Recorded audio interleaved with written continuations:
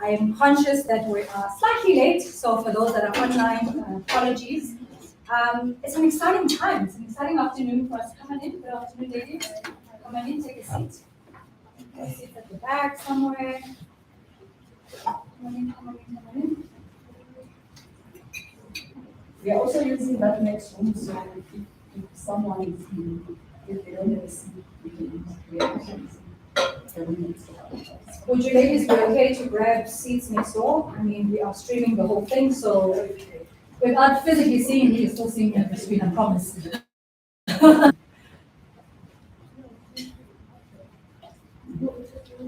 You are sitting in the seat. Yes. All right. Okay, I think let's get started. We have an interesting program, I think, for the next 90 minutes. And really our purpose today is to honor and to celebrate, I think, career milestones. And I think the journey, a lot of the women that are in the program have been on to really acknowledge that. I think to tell the story. And I guess to encourage those that are wanting to get on the journey with us, or those that are thinking of coming on board. I think we've had a very interesting 3-year journey leading up to this point. And we've got a couple of speakers that are going to speak to some of that, and really it bears testament to, I think, the work and the resilience that those of us have been here from the beginning, right, and kind of walked the journey. To kick us off, I don't know, Clayton, I don't know if you are online. Sandy, can you just check if Clayton's online? I can't see.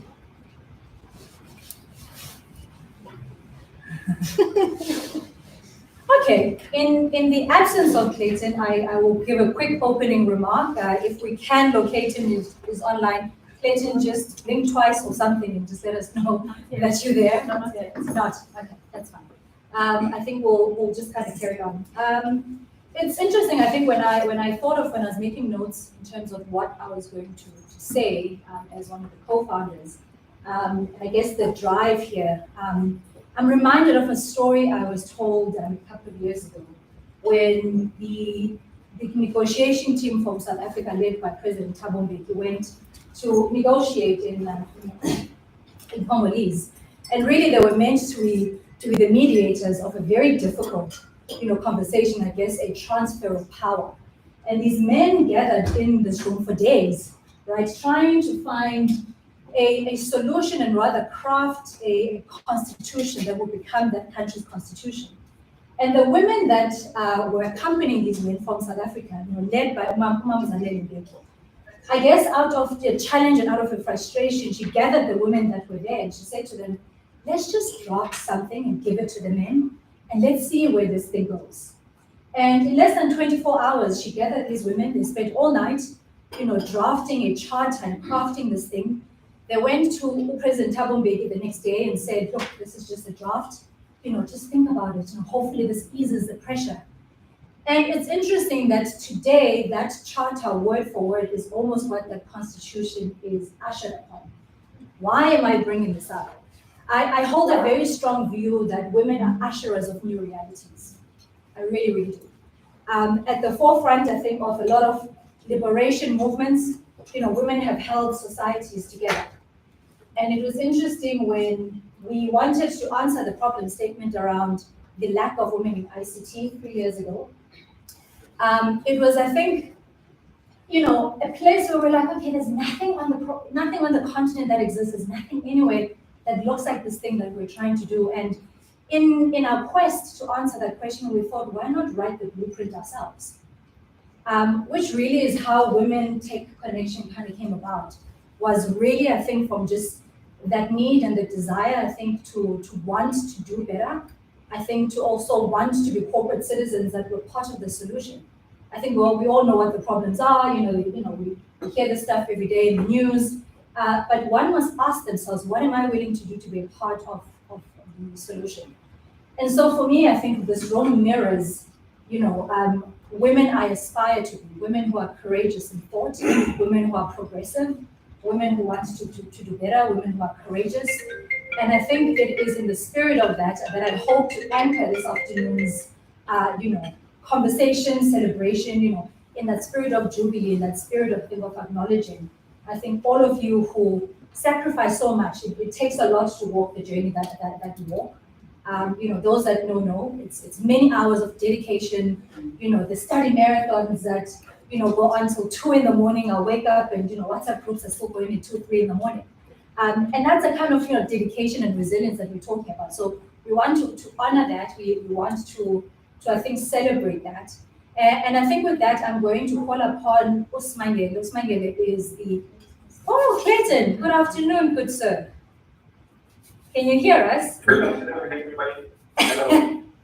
Good afternoon. Clayton, if you look up in any dictionary, the word allyship, I think the name Clayton Naidu appears next to that explanation. This is the man who, in our quest when we started at the old office, indulged, this crazy idea. He opened up his Rolodex, called everybody that he knew, got us into rooms that we never thought in our wildest dreams we would get into. And so if I think of I think of men like Clayton, I think of men like Abu Manja, I think of men like Abu Masikwan, who really have been at the forefront and really stood with us, whether it's behind the scenes, whether it's on camera or whatever have you. So Clayton, I wonder if you can just say a few words. I mean, you've been here with us pretty much from day one, from that long afternoon in your old office when this was just an idea that we had in a canteen, having our lunch. Absolutely, and again, it's a pleasure to always participate, and thank you very much for the invitation. It's amazing to see where Women Tech Connection has come and how much it's grown, but it basically all started in the first half of 2019, and we had our flagship event in Sun City, and I mentioned this to someone here at the time. And during the flagship event, it was a flagship event that we normally host every 18 months. This particular one we haven't had for a long time, and we expected like 1,000 plus of our customers and partners coming to Sun City. And one of the things we do on stage at the event is we recognize engineering talent or technical excellence. And we call on stage the CCIEs that were in the room that are part of the Cisco CCIE club in Sub-Saharan Africa to come on stage. And at that particular time, we were fortunate to have Cisco executives, so the country sponsor, or the executive sponsor for Africa. We had the executive vice president for sales. We had the vice president from East Africa. So we had many executives attending. And I just remember when the CCIEs were called on stage, I knew this picture is going to be pretty bad because there will be no females. And at the time, in 2019, I only knew, and I was in almost 12 years into my career at Cisco, I only knew 2 female CCIEs. And I happen to know them because they work for Cisco. I haven't met anybody else in the industry. And I believe there's probably 1 or 2 that were in East and West Africa. But one of the CCIEs, Karenza, was at Sun City, and I know Al-Wani was at Sun City. And it just so happened that at the golden stage, Karenza happened to be on a P1 case for the customer, so she didn't come on stage. So we're up here on stage, we're all males. And I looked at the picture, and as much as we wanted to acknowledge and celebrate CCIEs and technical excellence, which was a great thing to do, it dawned on me just how unequal the program is, right? And the next week, I called Elwani into the office and I said, let's just have a discussion. And I asked some really basic questions around, like, why isn't there female CCIEs? Like, what? And then she went on to explain her own journey and what it took for her to become a CCIE. And she shared with me some deep stories that she may or may have not told you, where some of her male counterparts didn't think that she could become a CCIE. And I think through all of this adversity she pushed through when she became a CCIE, and I said, Elwani, I want you to start a movement. And at the time, it was a different name. And this movement is going to support females through a journey, and we will support the movement. And that point in time is we had no funding. We drew something on the board and we said, here are the pillars of the movement, and let's just make it work. And we had the blessing of Nina. I'm sure she's on the call. Who was in Cisco executive to come in and sponsor and take the program and give it life and give it pillars of execution that you're starting to see some of the fruits of today, right?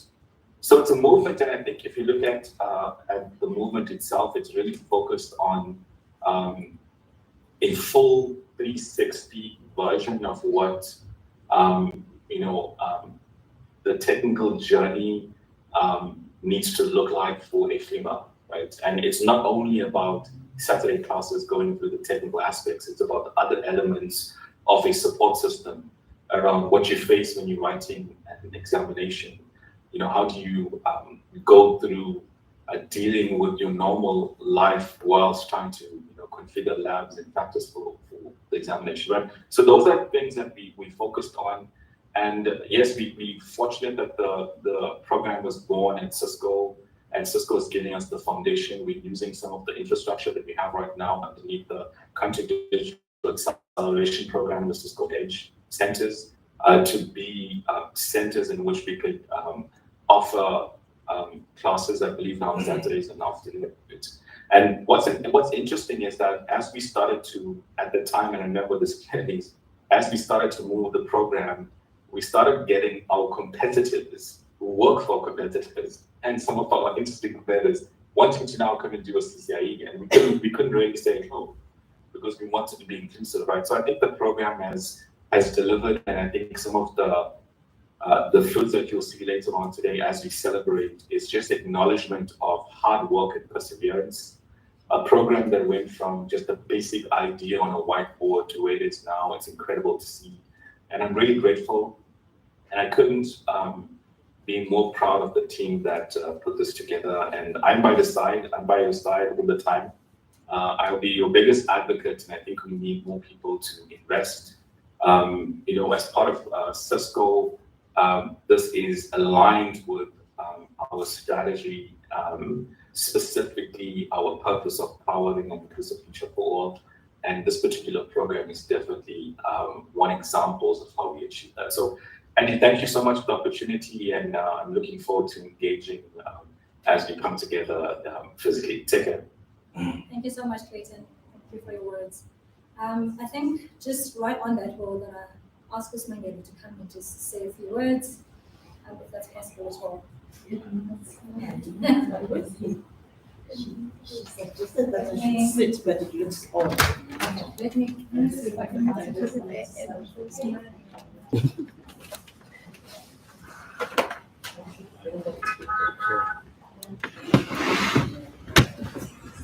Thank you.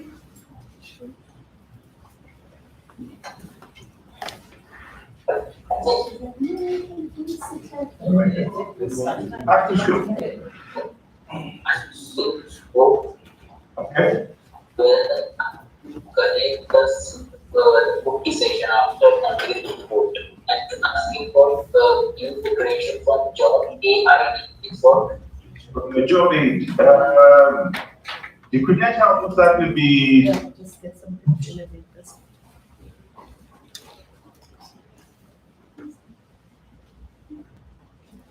Yeah, she says, no, it's okay, you can do it seated. But yeah, I don't think it works, right? Good afternoon, everyone.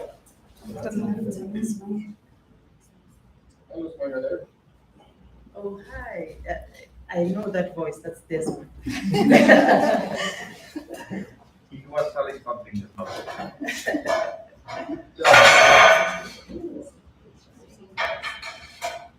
Oh, you have a stage.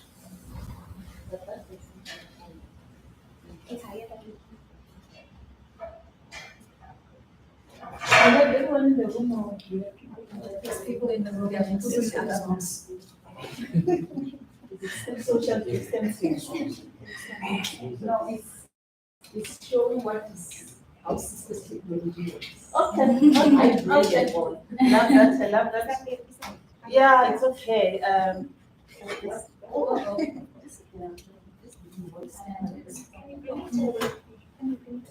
Yeah. Afternoon, ladies and gentlemen. It really gives me a great pleasure to welcome you all this afternoon, and thank you to each and every one of you for being with us here today.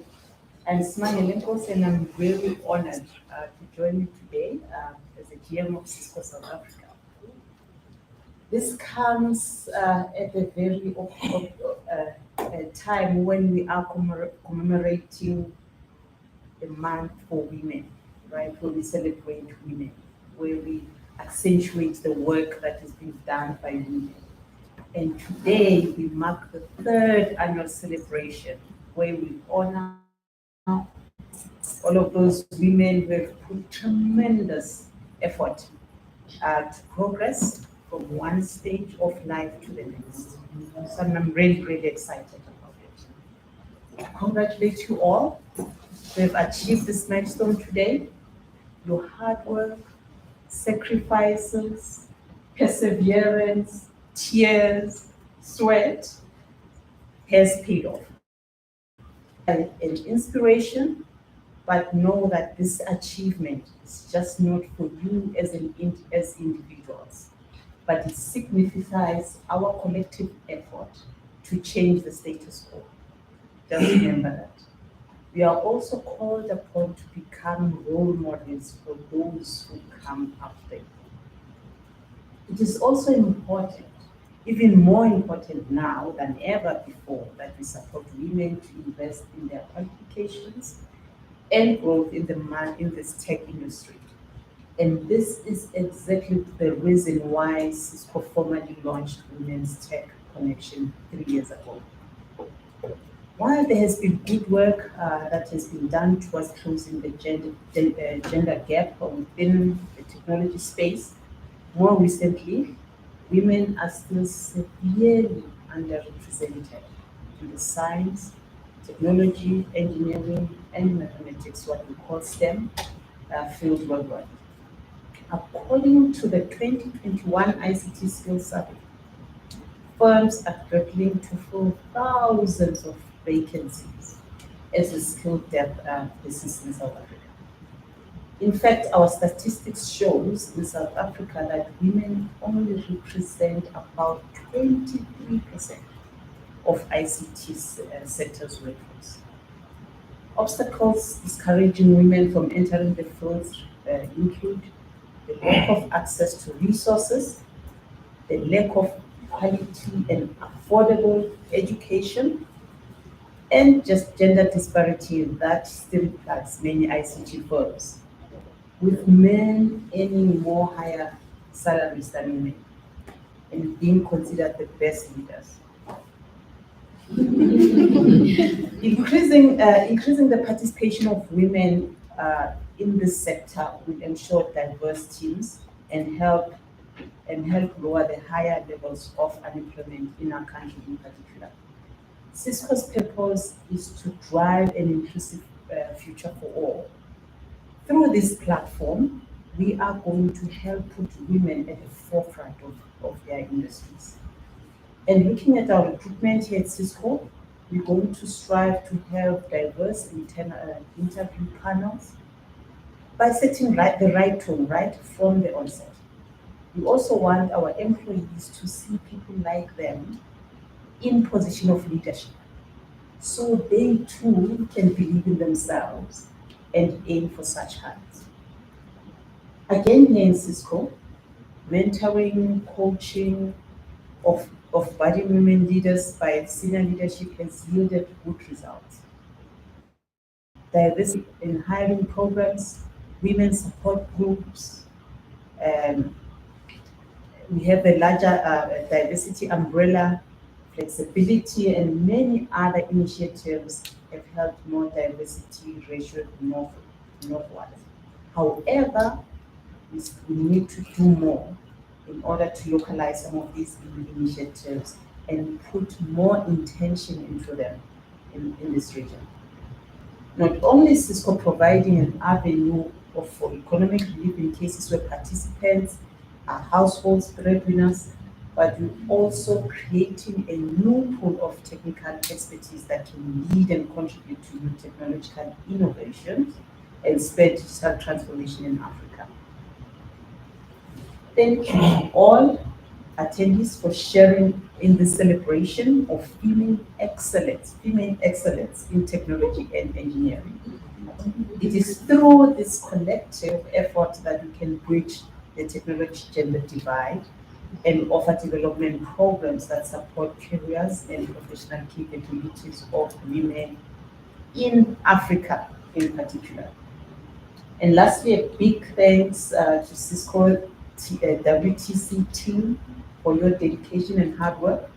And I would also like to extend our gratitude to all the speakers here today. I thank you.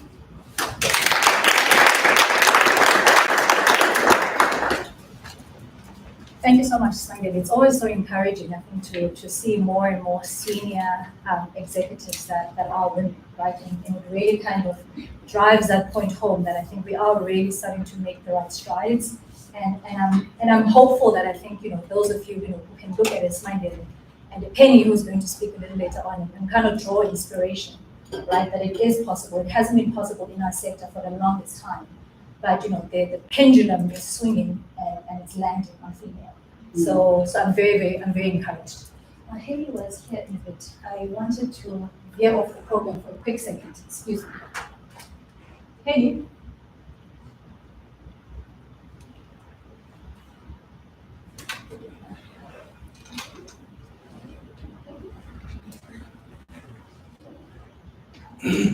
All right. While we wait for Haley to get back, I think at this juncture we're going to call upon Nina, who I see is on the call. Nina has been our executive sponsor from Cisco HQ. She mentored us, when we started out, helped us to curate the strategy. We spent many nights with Nina, really kind of, putting together, I guess, the infrastructure that would be the intellectual property that is today what Wiki is. And Nina could probably speak a lot better also just on the journey of our program and how we've gotten here. So Nina, over to you. Hello, everybody. Everybody hear me fine? Yes, we can. Yes, you can, Nina.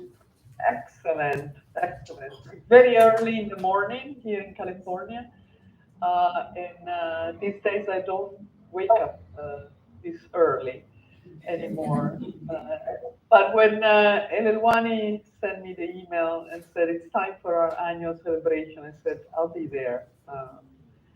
I'm not sure I'll be there bright and shine, but I'll absolutely be there. And it's always an honor, and more than an honor is also just for my soul to be not just in the celebration event of this program, but just to be connected to what's happening now and seeing how much it has grown and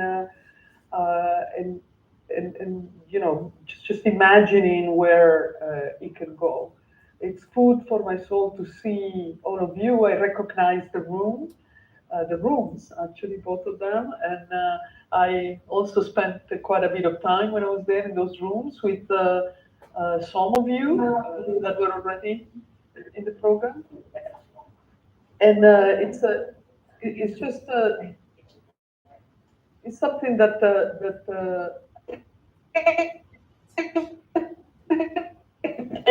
sorry.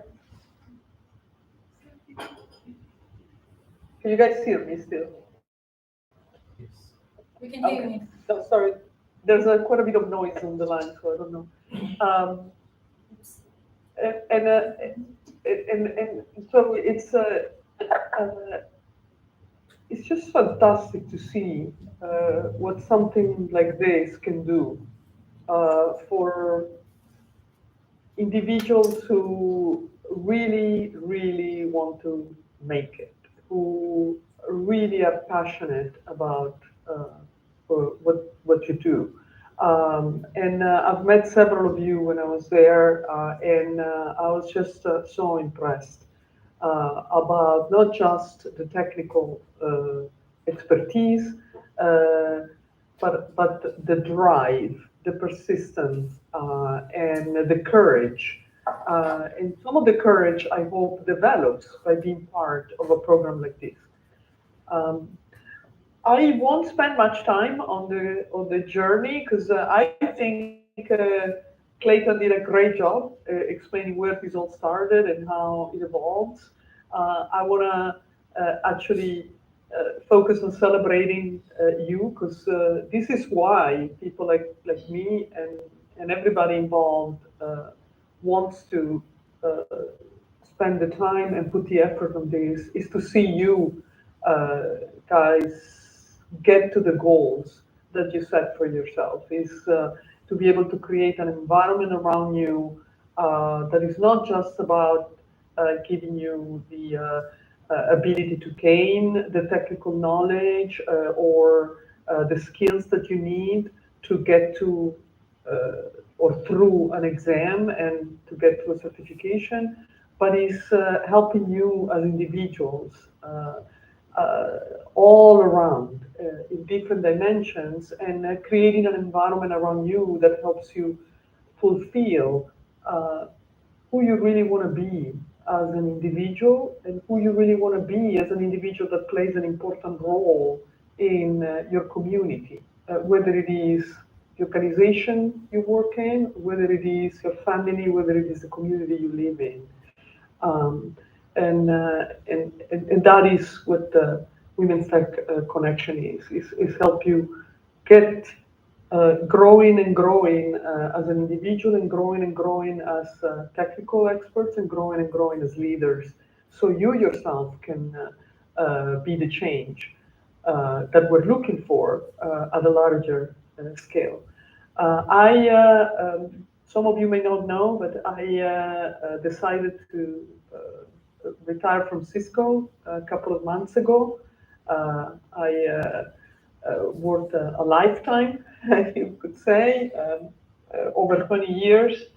And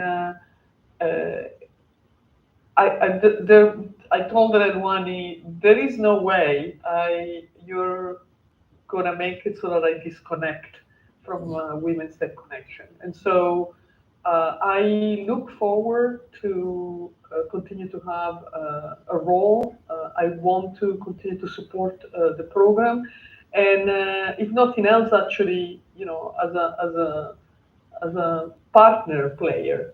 Now I am hoping I can bring more resources and more of the strategic thinking in expanding and continuing to give strength and breadth to this movement so that we have an impact at a larger and larger scale. I know that scares Elelwani a little bit, but um, at some point, you know, we should believe that we're going to have a significant impact outside of it. I want all of you to know that I'm a resource too. And in fact, on that topic, I also want to thank everybody. There's a village of people who take time out of what their regular job is to mentor you, to help with the program, and the program would not exist and would not be successful without them. And so I always want to spend time pausing and thanking everybody. And I want you to see me as one of them too. And in fact, now that I have the time to breathe and think, I actually have several ideas on how this can connect to broader scale programs and programs who provide different dimensions of the higher purpose that this program has. So congratulations to everybody. Thank you to Annie and Wani, the team, who continue relentlessly to work on this. And I know we will connect in a few weeks, and I look forward to defining how I can continue to help you. Thank you. Thank you so much. Thank you, Nina. I think at this point, we really just wanted to also just showcase, just, I guess, the proof of impact of the program. We sat a couple of weeks ago trying to really kind of, take a step back and to kind of, assess really, our growth. And upon closer inspection, and I remember we had the conversation with Edelwani the one evening, and I said, so what's been interesting is more than a third of our participants have either had substantial salary increases, they've moved job roles, they've been promoted across their several workplaces. And I think outside of just the certification, and we'll get to that part later, I think it's important that we recognize that as well. And so in our quest to just kind of, shine a spotlight just in terms of the proof of impact of the program, Nombilo, you'll run this, right? Awesome. I just wanted to acknowledge the following individuals who have made, incredible career strides, in their respective careers by being promoted, and really kind of, further demonstrates, I think, just how powerful this engine is. That outside of just the certification bit, that we're also able to, I think, kind of address some of the equity piece, because more often than not, we have these very superficial, artificial conversations around diversity, equity, and inclusion when it comes to women. But for me, I always say, perhaps because I've got an HR background and it's my passion, that women should be paid. And we don't talk about it enough. And it's fun for me, and I think there's a few faces here that I see where, I've sat in negotiation conversations where they've been afraid to ask for more money. And I literally hold their hand, I'm like, you ask them for more money. And in more cases than not, they have received those asks. I think despite that fear, despite, I think, not wanting to. And if anything else, and Penny can attest to this as well, you also have an HR background, is when us as HR people, typically negotiate salaries, women tend to ask for less money. So we sit with the pocket, right? We ask you, what is your ask? And women will always lowball themselves. And part of the thing that I do, and I'm very passionate about in this program, is to push that boundary. And so I think I also want to encourage those of you maybe who have been afraid, please come to me. I will get on the table with you. I think the few that are here know I negotiate hard. So I will hold your hand, but it is important that we are meaningful. And I think when we talk equity, we don't talk a big game, but that we actually do it. And so it's also been, I think, a really big part of what we do. Nombilo, when you're ready, I am ready to go. Cool. So I think just highlighting some of the successes, if you are online, please just say hi to everyone so people can see you. We're just going to ride through a couple of slides. Adekemi Olabade from our Nigeria chapter, she's seen a career improvement, and her personal motto is that learning is fun. Adekemi, are you on the line? Can you say hello to everyone? Okay, or not. Hi, I'm on the line. Hello. And congratulations. Next from our South Africa chapter, Carol Judgy. Carol has been part of the NetaCAD program and quite close to the Cisco family. Carol, if you're on the line, please say hi. Carol's received a really, really big promotion in the last 2 years. Hello. Hello, Carol.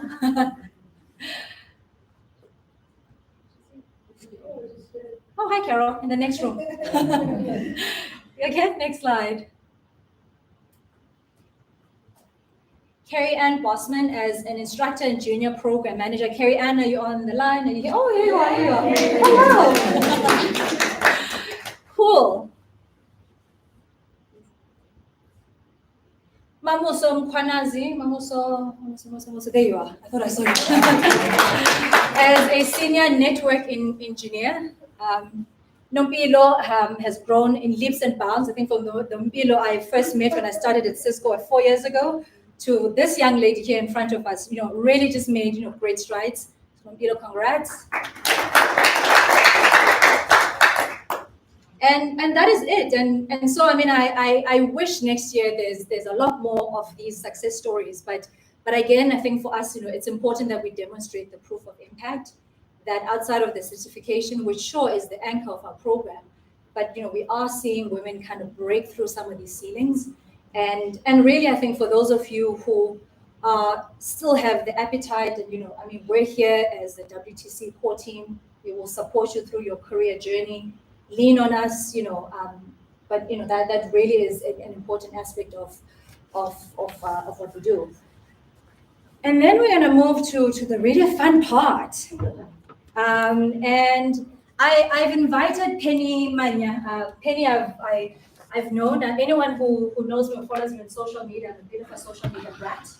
I love women who do amazing things. I'm not afraid to stalk them and meet up with them. And as has been the case with Penny, Penny has been, has made the transition from being a human capital executive to now heading up. I mean, she'll tell you her career story.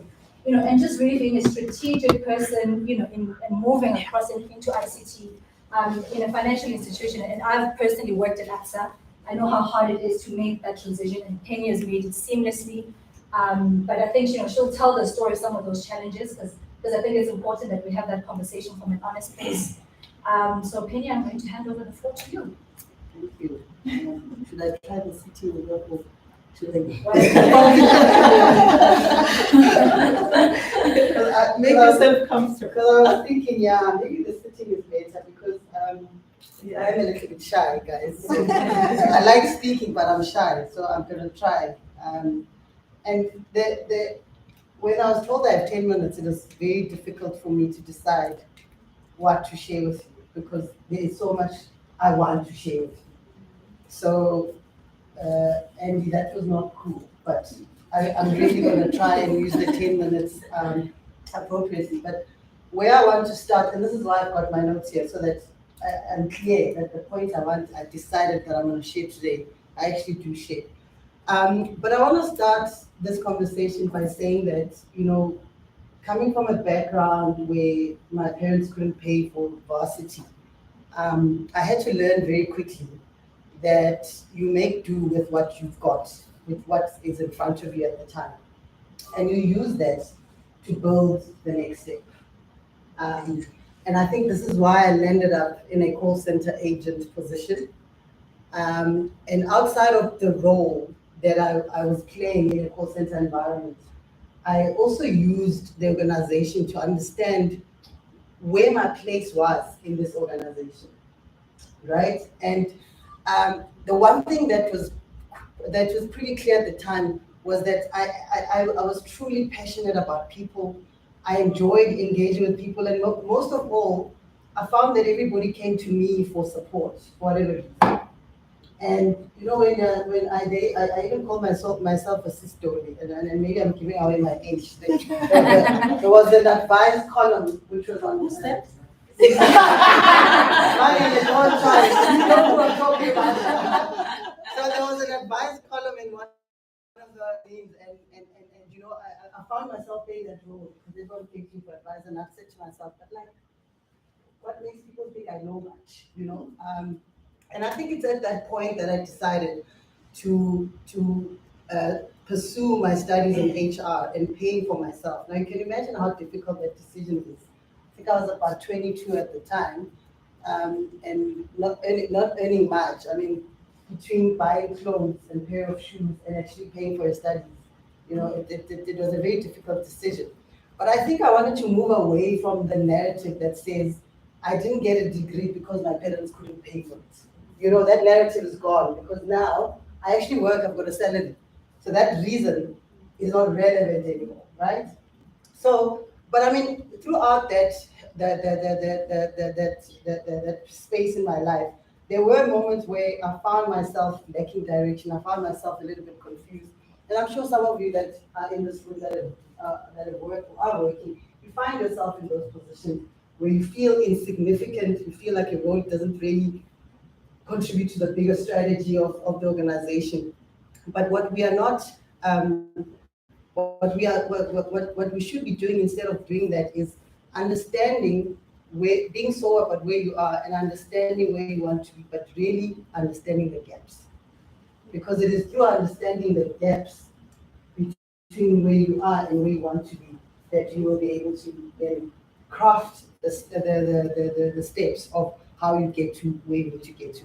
So I think what was the one lesson there was really understand what's uniquely you, understand what you're good at. And I think at the time realizing that I was great in HR, and that's why I went to study HR. Fast forward to when I got my job as HR business partner at ABSA. Great opportunity. At the time, I was doing my human resource honors. I really enjoyed the HR space. Really, the recruitment process. Nothing's more exciting than matching the person with the job. I enjoyed the people engagement, being part of designing the colleague experience strategy. That was great. But most of all, I enjoyed the employee relations part because I was actually worked in an environment that I call quite hostile because it wasn't a unionized environment. And we can all understand how the unions operate, especially being a female at the time. And it is through that experience that I learned very quickly that I need to be very bold and clear about my boundaries and understand, and really drawing that solid line to make it very clear what is acceptable and what is not acceptable.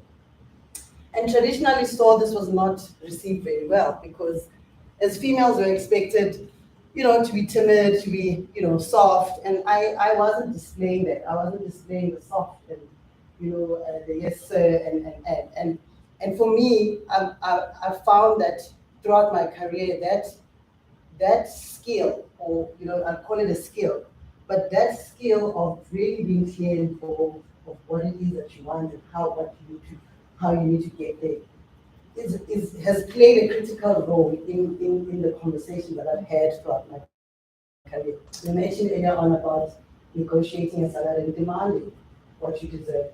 It is through the ability of being bold and clear what it is that you want. And I'm not saying it's easy. I've had moments where there's those bubbles in the stomach, and sometimes I would prefer not to have the conversation and maybe write an email. But either way, you're doing it. You are asking for that, right? So the learning there for me was exactly that. So, post my HR role, I was very intentional in making my career journey a jungle gym.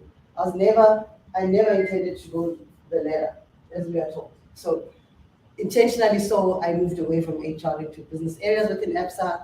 I've managed a few operations, the vehicle finance, home loans. I also managed an operation at ABSA Reward. But I think once I was done with operations, the buzzwords at the time were the big data analytics, was technology. And I was thinking, how do I make myself relevant? I've got an HR honors, I've done a little bit of ops. How? Like, who would even look at me and give me a job in the technology space? And that question was a sad question to ask because I realized at the time that emerging jobs that never existed before, so yeah, sure, operations will always exist, but when the retrenchments come and restructures, if you are in those generic roles, it's very good to cut you out. So for me, the thing that was keeping me awake at night was remaining relevant. And I remember I had a conversation with myself to say, okay, but if I'm so worried about who would give me that opportunity, what about the skill set that I have? I started looking at myself to say, I've got HR, I've got ops. Which person has this type of experience, So there's this particular skill I will probably bring to the technology role. And I had to sit down and craft that. And one of the things was, I remembered when I was in business and we had 10 partners, there are a few solutions that they would come up with which are not practical in the business environment. And there'd be debates about, but why is the solution not working? And then I say, but guys, this is my objective, this is the strategy. If I do this, this is how long it's going to take, and therefore defeat the purpose. So for me, the light bulb came on to say, this is how I can sell myself. I would bring in that business perspective in the technology space so that the people I manage in the technology space and the solutions that we come with are actually practical. So I can have a rebuttal conversation in a boardroom to say, but guys, the solution will work. If your objective is cost reduction or whatever the case, this is how you can implement it. And that was a strategy. It wasn't solid, but it sort of gave me the confidence to at least take a chance and apply for that technology job. Started in the technology space as a delivery manager. managing a few product lead engineers, systems analysts, and I think I had one solutions architect. Now, all these words, guys, are foreign. Product engineer, solutions architect. The only architect I know is the one that designs houses, right? So yeah, I'm thinking, and you get there, you're introduced as this leader, and there's also once again the perception that if you're a leader, you must know everything. And I had to slowly introduce the narrative that as a leader, it's okay to say you don't know. Right? So I would have team meetings with my guys and I'd say, but guys, you guys know this. How would you do it? But I think leadership or working with people that have the skill does not mean you can't contribute to the conversation. If you ask, there's a logical way of doing things. If we are solutioning, your contribution is to probe. Ask the right questions. Even if it's not the right question, it's still a question. Someone must answer. Right? So you are getting the conversation to happen. And that is how I felt like I was drowning. I mean, I must be honest, for the first 8 months. And that's a long time, guys, to feel like you're drowning. Every day there's stand-ups, there's Kanbans, there's different forums which you need to be in and you need to talk, speak the lingo. And if you do not speak the lingo, you are not seen as the one. And I must be honest with you that some of the things I heard was like, yeah, look, they had to hire a black female for the role. Oh my God. Right? It's a numbers game. But, deep down, I knew I was just not a number. I knew I brought in a lot of value in this role. I mean, like I said, 8 months was probably the worst, the first 8 months. And after that, I did well. And the relationships that I built with my team, creating that trust and letting them know that I don't know everything, let's find out together. But also, investing the time to learn. So yes, you can make the transition and without you having the background, but it doesn't mean you sit, there needs to be a plan that you have in terms of what are the steps I need to follow to bring myself up. So the way, and I want to go back to the challenges. So there were many challenges, there still are.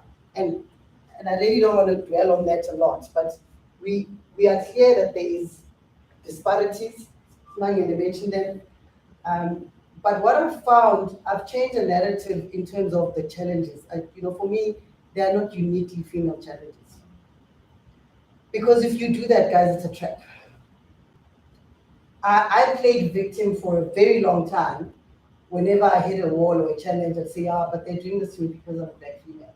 Or, do you know what I mean? It's a trap. So I had to get myself out of it and say, the reasons that people, think that I don't deserve the role because I don't know what I'm doing, is forcing me to succeed.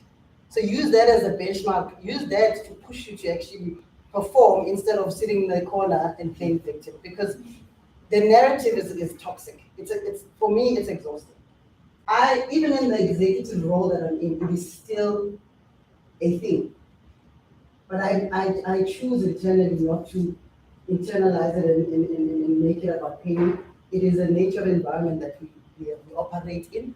But if you are clear about where you need to be and how you're going to get there, and you reach out for the help using the people around you or using the formal method like this program that you guys are on, because this program and this celebration is a step in the right direction. It's giving you some foundation and fundamentals that you need to have in order for you to perform the job.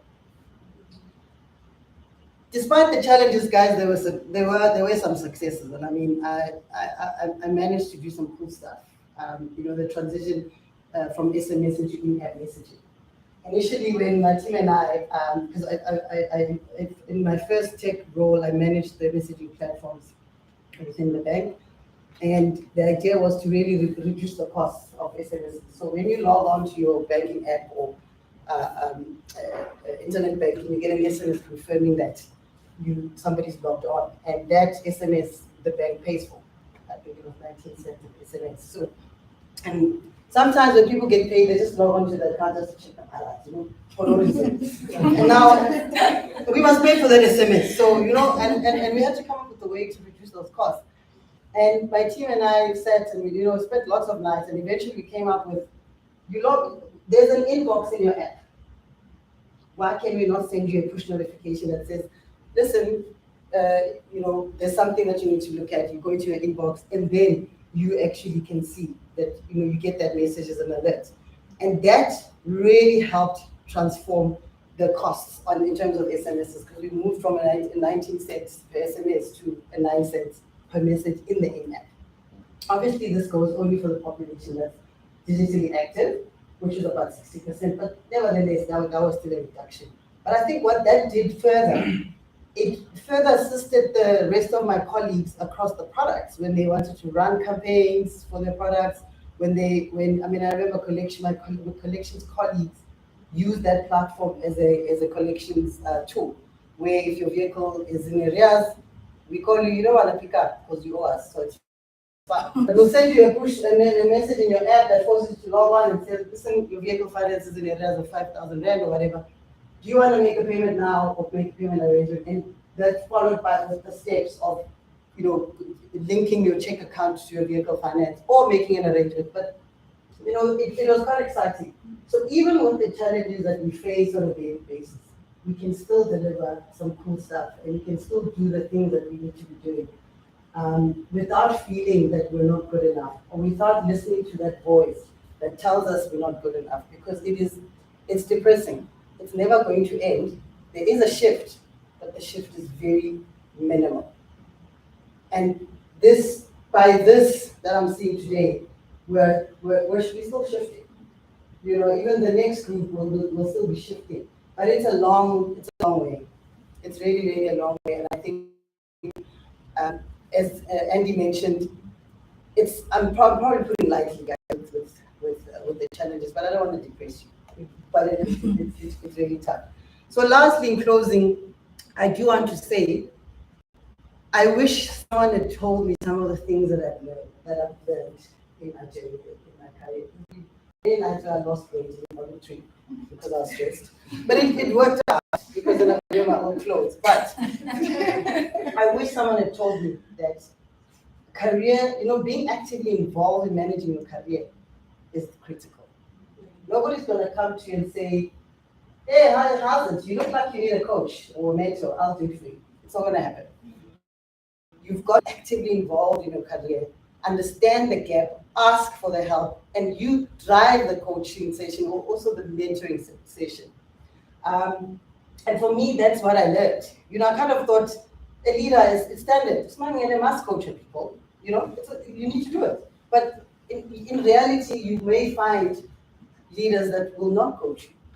And do not be depressed and sit in the corner and say, oh, I'm such a victim. Then you go out there and you find yourself a coach. A coach does not have to be somebody that's within your organization. It can be anybody outside of the organization as well.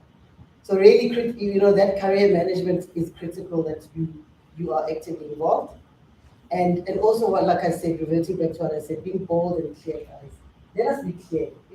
If you are sitting in a role for 7 years, people think you're happy. Right? I'm not gonna, if you're doing well and performing, I'm gonna leave you there. But if you are clear in your performance discussions, what your next plan is, which job is next, and then the coaching sessions or the one-on-one discussions must be about the next day. Right? So if you don't say anything, you're gonna sit there forever. And gone are the days where you sit in one space for 10 years, and this is why we struggle when we come into those environments, because somebody will say, but we've been doing this for 20 years, why fix it? It's not broken. And I'm coming in and saying, let's move this table. It's been sitting like this for 20 years. What happens if we move it to the right? Because we can't get any different results if we continue doing the things in the same way. So I'm going to leave it there, guys. I could probably say more, but we'll invite you back. I'm going to leave it there. Thank you so much for inviting me, and well done once again. Congratulations. Go out there and kill it. Thank you. Thank you so much, Pent. It's interesting because, when I left the corporate space a year ago, it is stories like Penny's story and many other women. When I made the conscious decision to say I'm leaving my HR career and I'm going to be part of a team that builds a digital bank. And it's been a year of, talking to banking executives and kind of positioning things, but it really kind of echoes that ethos that if you're bold and courageous and you ask, people will open those doors. Yeah. So the fact that we can sit in my organization now that I'm a part of Philippines, and we're talking to Time Bank, Transaction Capital, Standard Bank, and we are literally building a digital bank. No one could have ever told me that an HR person would build a bank in South Africa. It's ridiculous, it's unheard of. But again, it's to Penny's point, right? If you know what the ask is and you aren't afraid to push the boundaries. Because as she said, I think I've made, similar interesting color. If you look at my CV, it's very colorful. It's very, very colorful. And that's because I've treated my career as fun. I've enjoyed every role that I've been in. Some have frustrated me. I've known when to leave. When I'm miserable, I don't want to be in the space. So it's also, I think, kind of having that ethos about your career, thinking differently around it, and just making bold steps, and you'll be surprised, and I think at how happy you will be. And sure, it's challenging. I now have many sleepless nights, I'm like, oh, I'm gonna go and talk to Patrice Motsepe's executives about a bank, and we're like a team of 18 people that have never built anything of this magnitude, and I don't sleep, and then I lose weight, or I gain weight because I haven't eat my pain away. But it's that kind of stuff that kind of keeps me going, right? I wake up every day and I'm excited, and I'm like, in 3 years' time, this thing is going to be a thing. And so it's important, I think, to have that passion. It's important that you get rid of the fear. There's nothing more crippling, and there's nothing that will set you back than fear. And often a lot of our fears are actually unwarranted. If you really take a step back, I think of all the, the crazy things I've done in my life, and I'm like, yeah, there was no reason to be fearful. Like, there just wasn't. And so I think, stories like Penny and I think many others really kind of echo that ethos, right? The happiest people at work are the people who aren't afraid to take the bull by the horns and kind of run with their career. And hopefully, whilst you are doing it, like Penny or like myself, you create your own jungle gym and you have fun while doing it. And that really is just the best outcome. Cool. So I think the next part of our program, we just want to take a moment just to recognize the people that are in our ecosystem, and that's our trainers. Elelwani puts in a lot of hours, big mama, she calls herself, those that know what that means. But we get a lot of help, right, in curating the curriculum, making sure that we've got the right people that are talking cutting edge, like related, programs that are there, that are, that really kind of inject the right kind of quality education into what we do. And we just want to take just a moment just to thank all of our trainers individually, and we'll get something out to you guys. Some are here. Ayanda Zuma.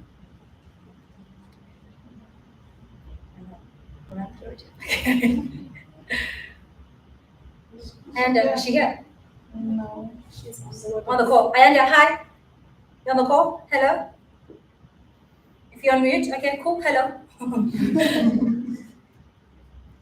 This mute and unmute thing, like you would think by now we've all learned it, right? I do it every day. I'm like, unmute myself. Next slide, okay. Cool. Carol Judgy was in the other room. Carol, shout out to Carol. Hey, Carol. Hi, Carol.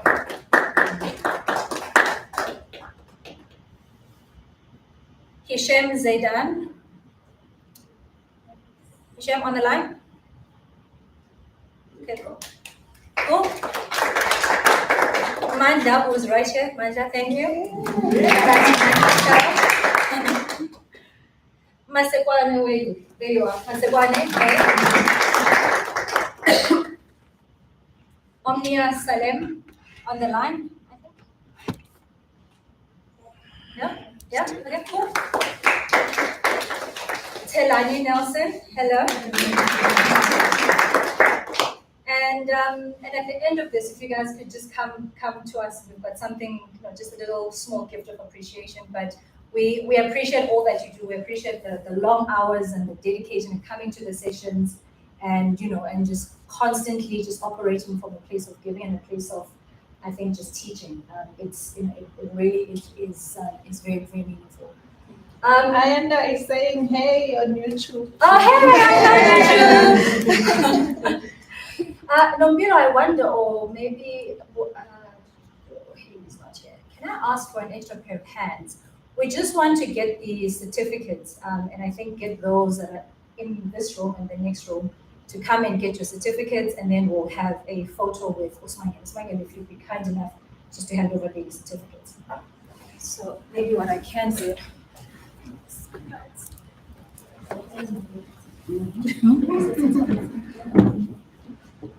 They're not in your favor.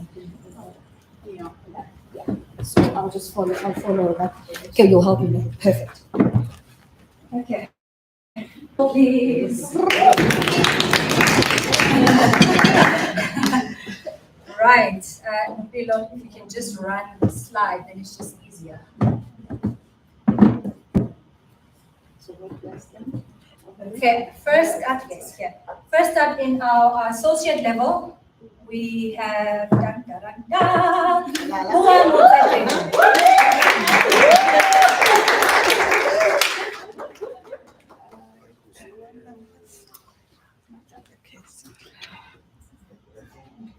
Can you stand on the list? What works? You tell me. But anyway. Zandi, will you just take the picture? Yeah, Zandi, come take the picture.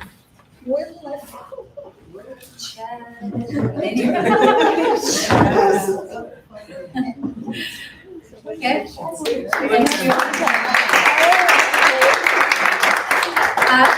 Kafayat, Olowai. Kafayat is in our Nigeria chapter. Kafayat, are you online? Congratulations to Kafayat. Next one. Carrie Ann Bossman.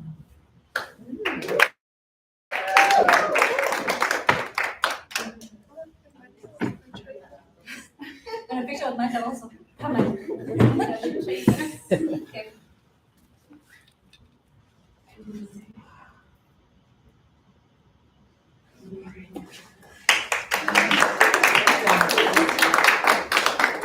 Tembi Mbongo is at the Cisco Impact in Vegas. But we will congratulate her later, but she's an impact, so round of applause for Tembi. Sandile Mabika, who is a social media extraordinaire.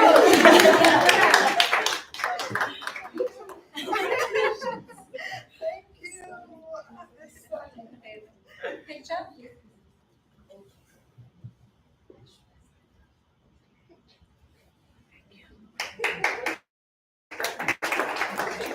And then in our next level, which is what we call the professional level, first up, Elisha Hera.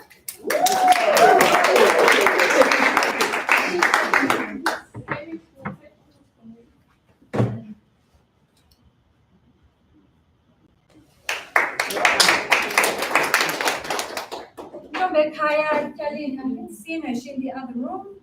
I haven't seen her today. Kaya, or are you online? I have not physically seen her today. Congratulations. We'll keep your certificates. Thank you.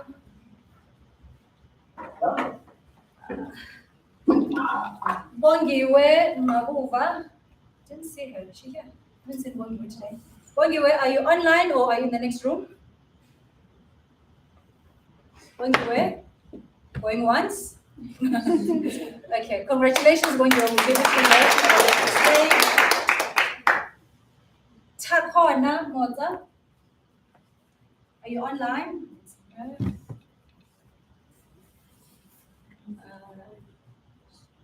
Okay, maybe she's online. Guys, to be fair, these are yes.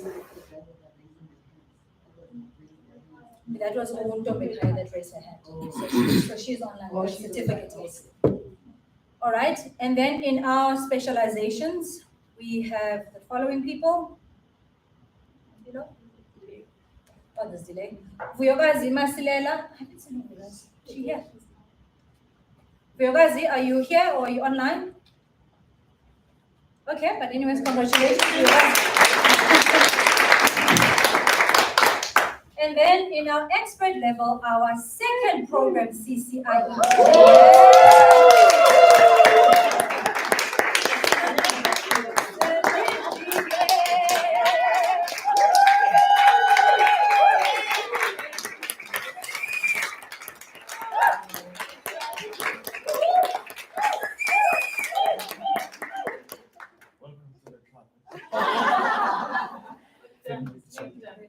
This is what it comes down to is I am hoping in the years to come, we will stand here and we will call 20 more students.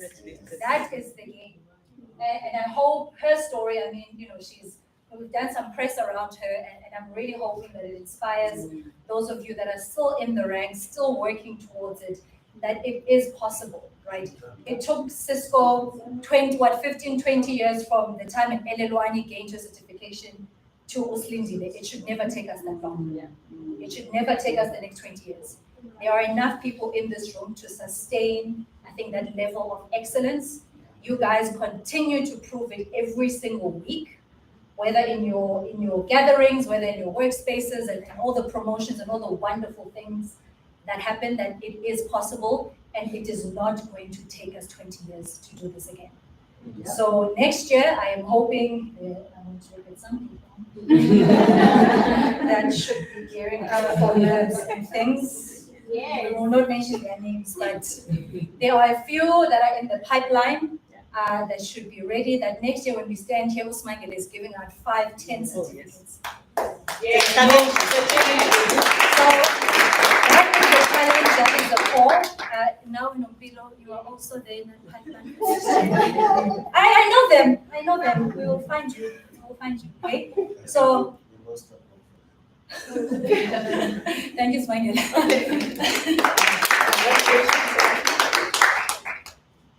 All right, and then we have a special award, and for that I'm going to hand over to Masekwane for you to come up. Will you come up? Yeah? And just tell us why there's this award, and I guess to honor the person that we're going to honor. It's already Mandla. Oh, sorry, my apologies. Sorry. Masekwane, you just pull the thing. Yeah, I'll do that. No, it's okay. This one. Are you sure? This one people, or should we move it closer? It's all right. It's all right. This one. It's the one, yeah. Beautiful, isn't it?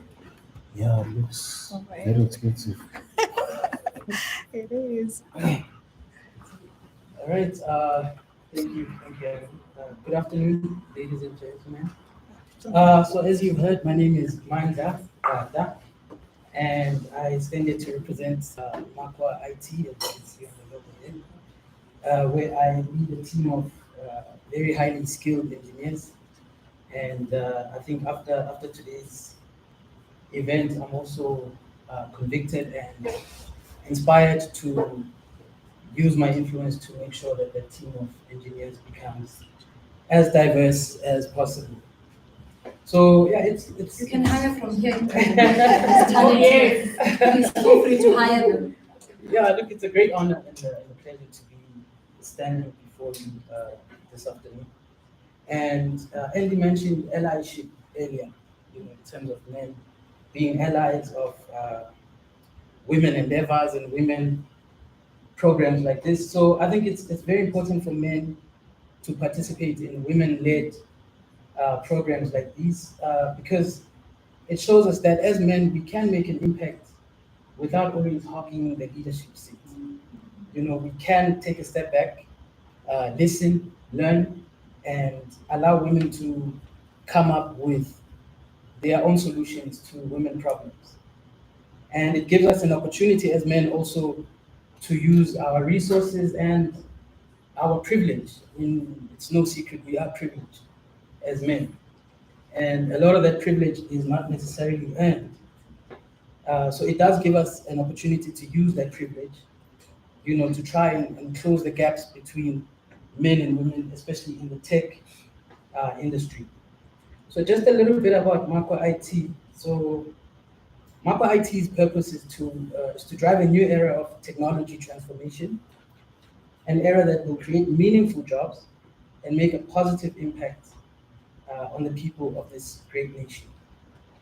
And one of the characteristics that we pride ourselves with at MAPA IT is that of being a disruptor, a trailblazer in the IT industry. And this by, in certain ways, because we don't always follow the beaten path. Instead, we tend to make our own way, taking the path less traveled.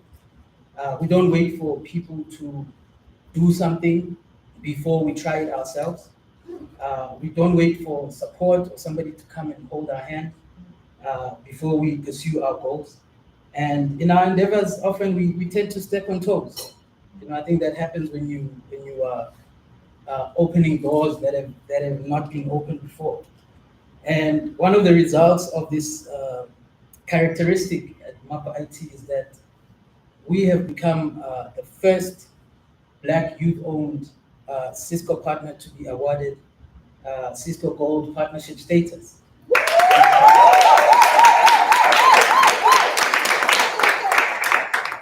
So I think it's only fitting that the recipient of this award should be somebody who embodies those characteristics, right? Somebody who lives out the disruptor and trailblazer characteristic. And the recipient of this award is somebody who had no tech background and who received no support in her workplace to pursue her tech journey.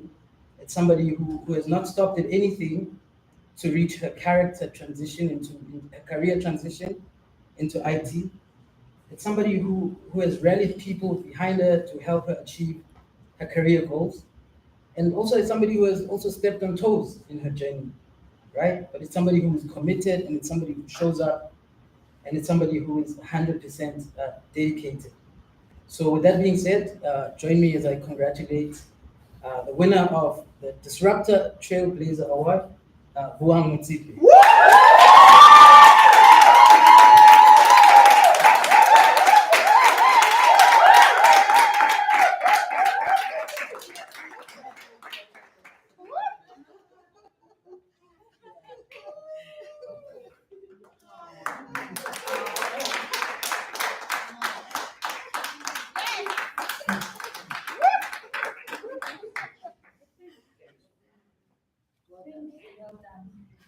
It's even an honor for him.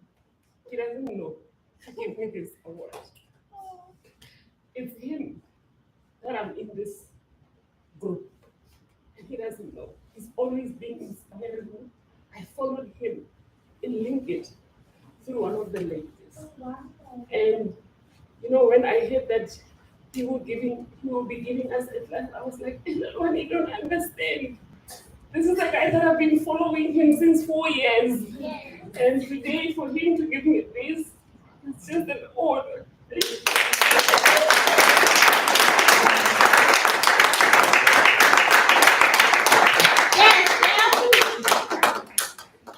Yo, guys, so this kind of go.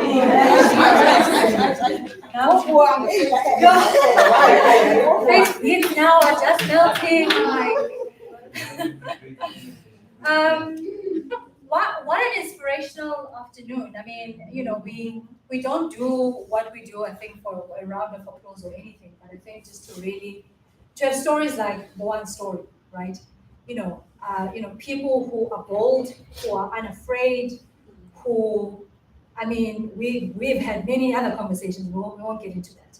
But it's people like Abu Boan that also really tell the story that it is possible, right? For her to not have a tech background, but to have had the passion. I mean, Boan on all the groups that we're on, like she is the biggest cheerleader. She has cheered for every single person, every day, every week. And now it's your turn.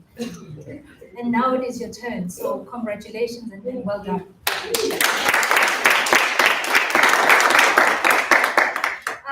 And then if I can just ask Haley and Elelwani to please come to the front. Oh.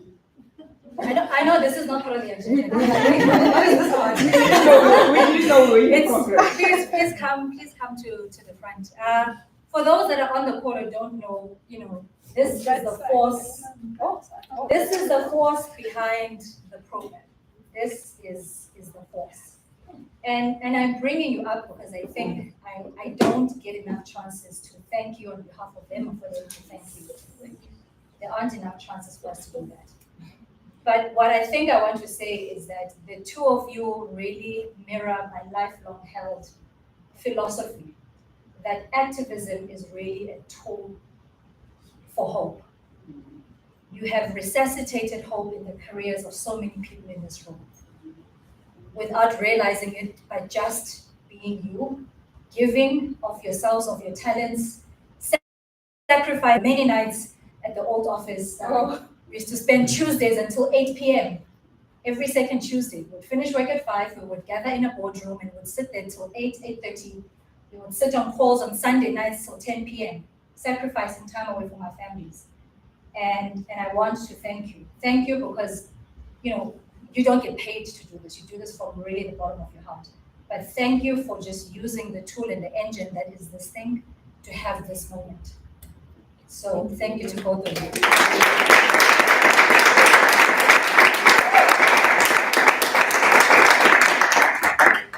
And this picture is a picture from year 1. This was our very first celebration, and Nina had flown out, and we had spent it. And a lot of these faces are still here in this room. Many of them have grown. We've seen babies come. We've seen people get promoted, and there's just been so much growth that's happened.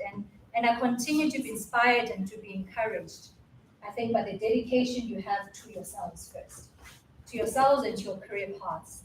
And I hope that, next year and many more years to come, that there will be more pictures like this. And if anything else, that this will be bigger than us. What we are doing in this little corner of ours will become the blueprint that many corporates and many educational institutions will eventually adopt. And I don't think you guys quite comprehend the power that is this thing that we're doing. And so I want to honor you. Thank you for the hard work. Thank you for being yourselves. Thank you for showing up. It's hard. I know it is a hustle to show up every Saturday at 11:30 to 1 p.m. or 1:30 on Sundays. It's hard because life is happening in and around us. But you've chosen consistently over this period to continue to show up. And so thank you for that. And before we close, I'm going to call on Elelwani to come again. And just to say, a few words and I guess a vote of thanks. I guess the only person who has come here more than me is Bua.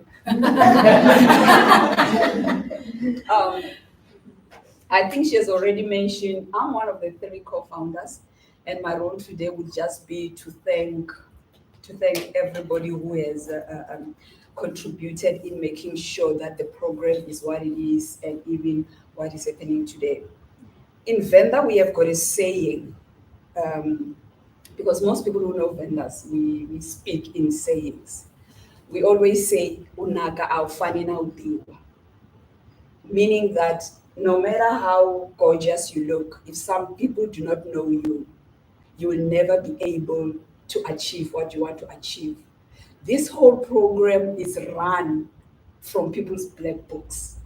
People are very sensitive with their black book. They say, "Oh, I cannot open my black book and use," but this whole program is run through black books. People are asking favors and saying, "Can you come and do this for me? Can you come and do this for me?" Because what we are giving in this program is intellectual capital. That is the most expensive thing today in ICT. And all the people who always come and support us, they are giving us that. So with that in mind, I would like to start by first honoring and thanking Makwa for being our host today. They are the ones who are responsible today. And what you don't know is I don't only want to thank them for what they are doing today. I want to thank them for why one was crying. One was crying because one of Makwa's employees has offered training which people pay for to Women Tech Connection, 6 Women Tech Connection women in network programmability and automation. Come on. That is one of the most useful courses these days. And he is going to be giving the training to those women. And here is the thing about women. When you teach one woman, you teach a nation. So which means in Women Tech Connection, we always have a philosophy. When you learn something, you come and teach other women. It's a rule. You come and teach other women. So I'm expecting a lot of things from those 6 women. Those 6 women don't even know that after they finish this training, they will need to initiate a project which Mandla will have to see that they have used the skills he has given them to do something tangible. Because Women Tech Connection is not about waste. We do not believe in waste. He needs to see, why does he need to invest this time again next year and next year and next year? So with that, we'd like to say thank you, Makwa, for always doing this. Lika Muso. Then from there, I'll go and like to say thank you to one of our founders, Clayton. He has been with us this whole journey. Anytime we call Clayton and say, Clayton, can you please help us with this or that? He is always there. So for that, we really thank him. I will not forget Nina. Nina has been our hand. When we look at powerful women, where we say we learn something, we learn a lot from Nina, and it didn't even end there.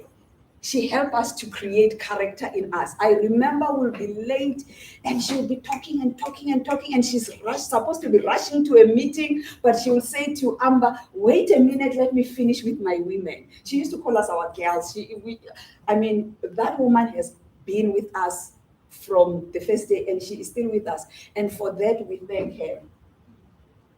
And we cannot not appreciate Cisco as an institution. We are who we are because of Cisco. You are inside our hybrid office now. You are appreciating our technology because Cisco has decided to open doors for you. And you need to acknowledge what they're giving you. And how can we thank Cisco without thanking our GM? She's leading us. Not only is she leading us by her work, she's leading us because she's a woman. When we are seated, when we go home, most of you are going to say, you are no longer just wishing to be CCIEs like Slindy. Now you are thinking, CCIE, I'm not thinking big. I want to be CEO. Next time I'm going to be like Smangele.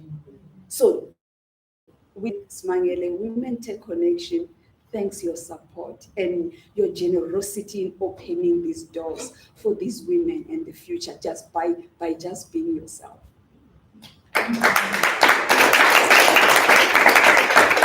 Now I need to thank my core committee members. We grow because of you, women. We became who we are because of you. Most people do not understand that giving is a gift to the receiver. Every time when I hear people say, oh, I watch your video, I always say, and they say, oh, it's very good. I always say, no, it's my women who are good because they make me who I am. It has become very difficult for me to be lazy now because I know people are looking at me. I think in one of the ladies you saw one of the personal mottos which says, you must do the best you can because you do not know who's looking at you. That lady gave me background for that message. She says she has got a baby, and every time she touches something, her baby touches it. Every time she does something, her baby does the same, and she realized she needs to bring her A game because her baby is copying. For me, you ladies are my babies. I need to bring my A game because if I underperform, I am influencing each and one of you. And I cannot afford to do that. I cannot take away your future by me not living up to what I'm supposed to have become. So, thank you.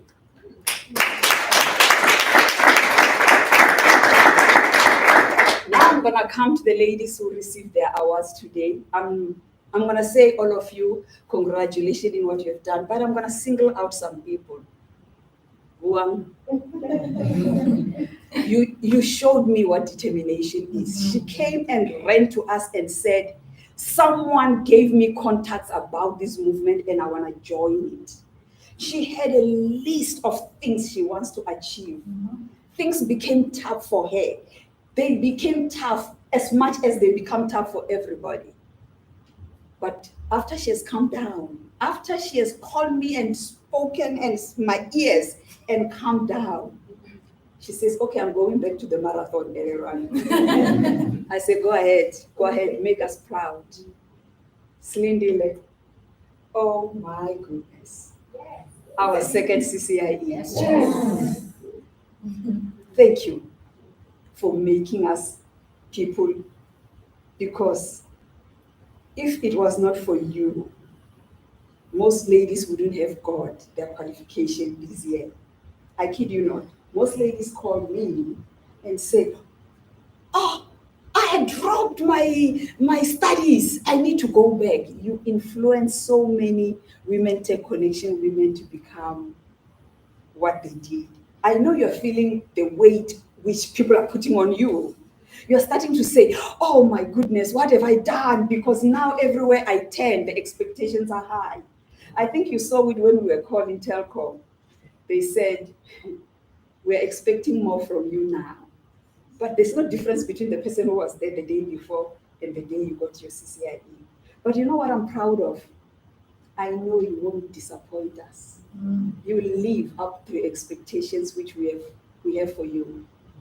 And I would like to say welcome to the Elite Club. Yes.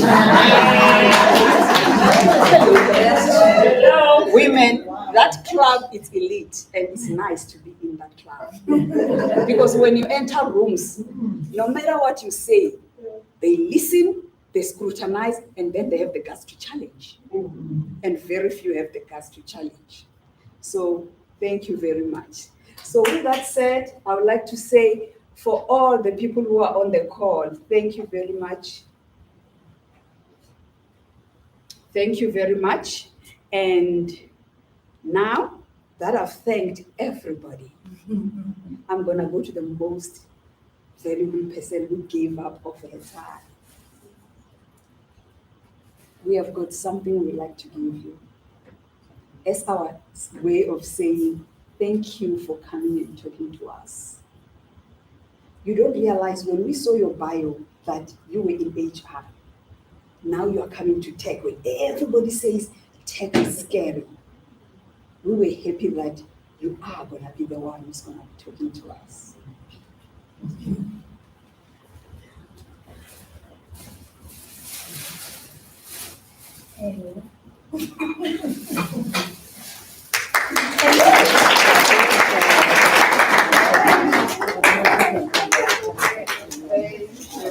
Thank you, guys. It was such a pleasure to talk to you. Yeah, and I think it really, I canceled my meeting to be here. I wanted to be here, so we didn't do much convincing. It's always a pleasure to chat to people that are determined, and you guys are determined, and I think I feel the determination, and it only encourages me to push more so that more and more people see that it's possible. Thank you. So, all the people who are on the call, thank you very much, and I'll hand it over back to them. Oh no, this is it. This is it. Okay, ladies, we need to have a song now so that we Thank you very much. Yeah, bye everyone. Now for the final bit, when we have switched off all the everything. It's just us. We are off WebEx, right? Yes.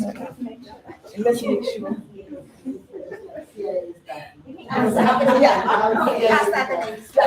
Yeah, everybody should come inside now. When we do this, we switch off everything, even YouTube.